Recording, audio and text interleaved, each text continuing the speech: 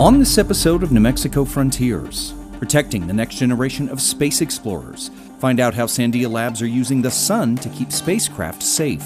Plus, how does Electric Playhouse immerse their guests into an interactive gaming experience?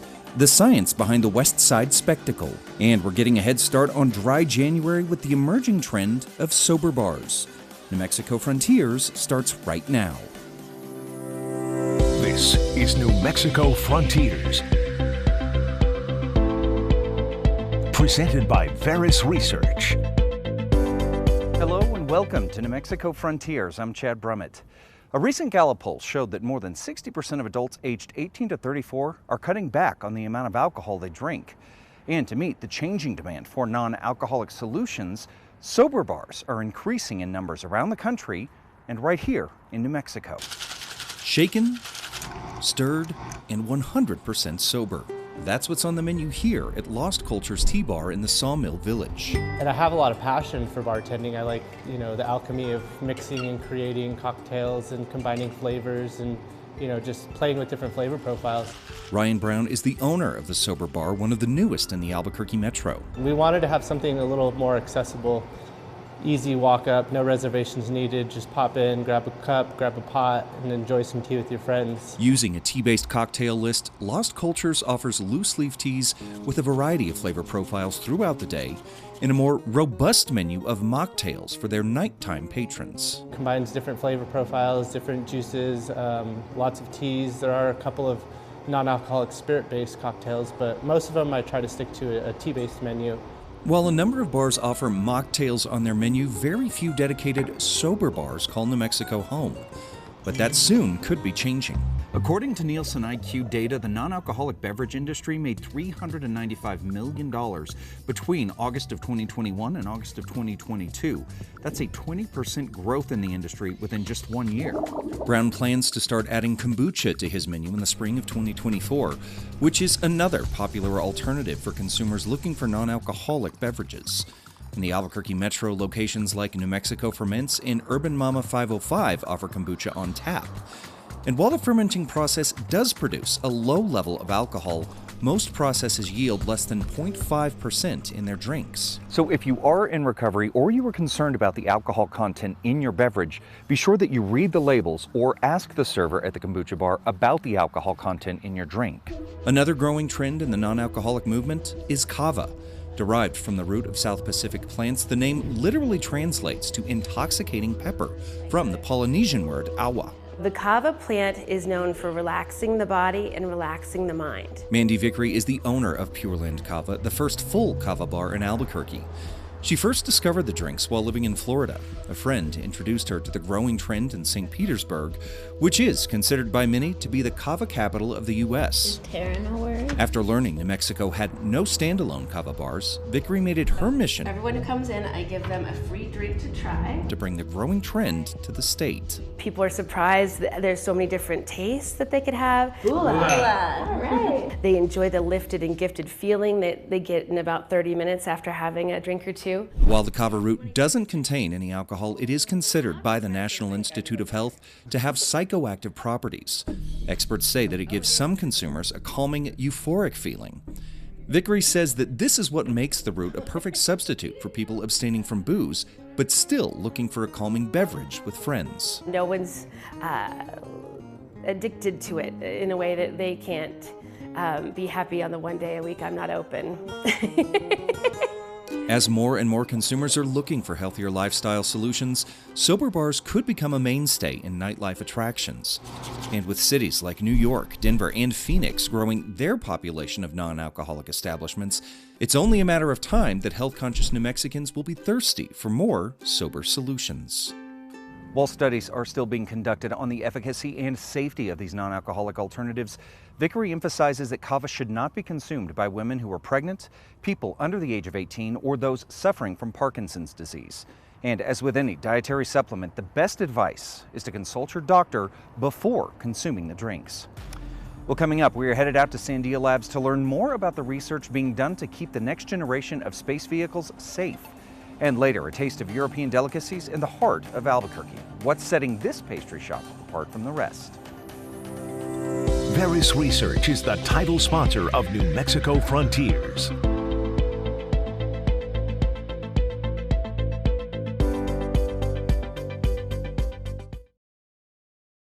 New Mexico's high altitude and nearly 300 days of sunshine annually makes it the perfect place for solar testing and research. One of the projects at the National Solar Thermal Test Facility here in Albuquerque focuses on thermal protection for the next generation of space exploration. On the morning of February 1st, 2003, a series of bright falling objects appeared over the skies of Louisiana and Texas. There are increasing indications Columbia and its crew were doomed almost from the beginning. As the world would soon learn, the blinding streaks of light were all that remained of the Space Shuttle Columbia, which disintegrated upon re-entry after spending more than 2 weeks in orbit. It was just a very thin vapor line at that time. NASA later determined a piece of the external tank's insulation broke off during liftoff, colliding with the left wing of the shuttle and fatally compromising its heat shield. It was the second catastrophic loss of a space shuttle, and all but brought NASA's shuttle program to a close.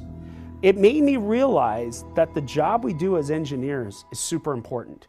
No, we can't take anything for granted, even when it comes to thermal protection systems, or TPS. Scientist and engineer Dr. Kenneth Armijo was part of the team that trained and prepared the Columbia astronauts for their fateful mission. As part of the shuttle's propulsion group, he worked in close quarters during simulations with one of the mission's astronauts. It was important that we as engineers understood the impact that our design work did. It also showed us the importance for validation of design work. Everything looks great on paper or a chalkboard, but until you actually prove it under certain heat transfer and certain high flux conditions, you just don't know what you're really going to get. It's finding that certainty for space vehicles that Dr. Armijo and his team at the National Solar Thermal Test Facility are working on. The research we do in concentrating solar thermal, with our abilities to put beams of light onto towers and onto solar furnaces and solar reactors and get to temperatures of 3,000 Celsius, not Fahrenheit, but Celsius, allow us to examine the environment's experience during re-entry for all these advanced materials and how they can survive. There are a couple of specific projects Dr. Armijo and his team are currently working on. One is close to home, and the other with its sights set on a galaxy far, far away. The first involves finding solutions for deep space probes, which will harness the gravitational pull of the sun to slingshot the vehicle beyond our solar system. The closer you get to the sun to get the slingshot gravity effect, the faster you can go out into deep space. However, getting close to the sun means prolonged periods of time, more than an hour, at extremely high temperatures. Armijo's team needs to ensure that the probe isn't vaporized before it even starts its mission. The second project involves using next-generation materials on orbital vehicles, materials that have come a long way since the space shuttle era. Utilizing high-temperature alloys and ceramic alloys, or cermats, as well as new automated controls that can detect even the slightest changes in temperatures, Armijo's team of engineers are working diligently to ensure the safety of the heat shields that can literally mean the difference between life and death. There's a lot of need to test these materials so we can have high confidence. How can we put them through their paces so, again, we don't have any more accidents like we did with Columbia? Sounded like a train going through our property. With private companies like SpaceX and Virgin Galactic growing their plans for development, as well as new missions for NASA in the coming years, the work Armijo and his team are doing now at NSTTF will undoubtedly prove invaluable for future missions and future astronauts. The facility is also working on solar energy applications for agriculture, which includes brewing beer, roasting coffee, and of course, green chili. Well, still to come here on New Mexico Frontiers, we are going behind the scenes of Electric Playhouse to learn how they create their immersive experiences. And later, how a small pastry business has grown into an elite solution for five-star delicacies. New Space is the proud aerospace sponsor of New Mexico Frontiers.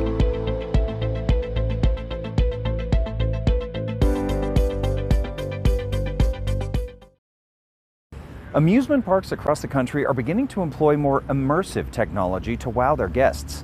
Here in Albuquerque, the marriage of art and engineering are front and center here at Electric Playhouse. Imagine being transported into a living, breathing video game. Sitting on Albuquerque's west side, just off of I-40, is 24,000 square feet of an immersive experience that relies on a one-of-a-kind avatar and gameplay. You.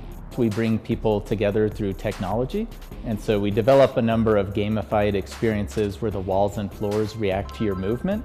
And so it's a really great experience for all ages. Electric Playhouse opened its doors in February of 2020. The brainchild of Albuquerque native Brandon Garrett, the attraction features 16 rooms that host a wide array of interactive experiences that can literally change with the push of a button. We have built this environment from the ground up ourselves, so we have pretty much full control over anything that can happen. And while thousands of guests have taken part in their interactive experiences, you may be wondering, how does it work? At the core of the Playhouse's attraction is a technology that actually hit the market in 2010, the Xbox Kinect. The peripheral uses a combination of cameras, infrared projectors, and detectors that can sense bodies and objects in a three-dimensional space. The data then creates calculations that are turned into real-time gestures and environments, responding directly to the motion it picks up. Everywhere anybody is standing is like a blob. And we have to create games and experiences based on where those blobs are and where they are not. Simone Siegel is one of the creative engineers tasked with developing games and experiences based on the Kinect's data. She says each room contains more than a dozen sensors, projectors, and computers, all working to seamlessly create the interactive canvas. Like, how long does it take to develop one of these games or one of these experiences? Games can take anywhere from a couple of weeks to a month. That's actually a lot faster than I thought it would be. We're kind of starting from something that you can't really knock off a lot of existing content because it's so new that we have to try and develop as we're going along what makes sense based on the data that we get. The seamless calculations are processed in what the engineers call a point cloud. Married to weekly calibrations of the projectors and sensors, the end result is a fully immersive experience for guests of all ages. We can take one box and be almost anything you can imagine, from games, dining experiences, concerts, and really interesting private events where we can just customize the whole space. While the Playhouse will keep its headquarters here in Albuquerque, Garrett says the company is hoping to expand into other large markets down the road. So we kind of fall into the category of location-based entertainment, right? And I think interactivity is really, I think, what's next. And with the addition of kiosks to allow players to choose their own activities, fully customizable dining and party experiences, and a team of designers continually crafting new experiences, the lights are shining bright indeed here at Electric Playhouse. In addition to those new kiosks, the Playhouse staff are gearing up for 2024 with all new experiences and package offerings for your next party with coworkers, family, and friends. Well, I hope you brought your sweet tooth, because after the break, we are headed to the Sawmill Market for a taste of the best in Italian and Parisian-inspired desserts without leaving the land of enchantment. New Mexico Frontiers will be right back.